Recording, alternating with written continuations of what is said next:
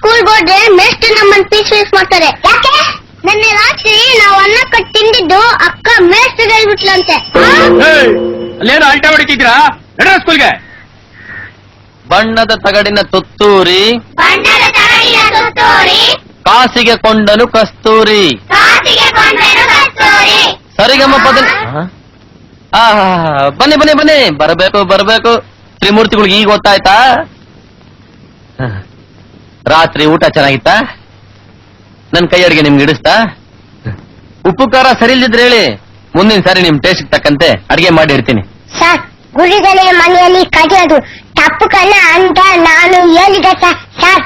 ಅದಕ್ಕೆ ಇವನು ಗಾಂಧಿ ತಾತ ಕೂಡ ಚಿಕ್ಕ ವಯಸ್ಸಿನಲ್ಲಿ ಸಿಗರೇಟ್ ಕರೀತಾರೆ ಅಂತ ಗುರುಗಳೇ ಹೇಳಿಕೆ ಬಾಳ ಅಂದೆ ಸರ್.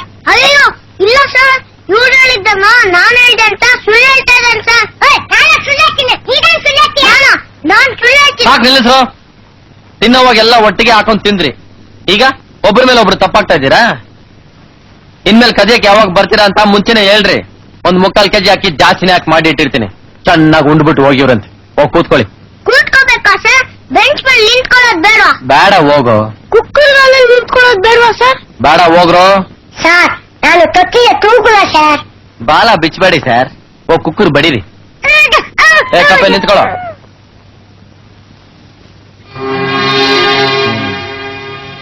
ಬೇಕಾದ ಕಡೆ ಬಿಟ್ಕೊಂಡು ಬ್ಯಾರ್ದಿದ್ ಕಡೆ ಹಾಕೊಂಡಿದ್ಯಲ್ಲ, ಮನುಷ್ಯನಿಗೆ ಮಾನ ಮುಖ್ಯ ಕಣೋ, ಹೊಟ್ಟೆ ಅಲ್ಲ.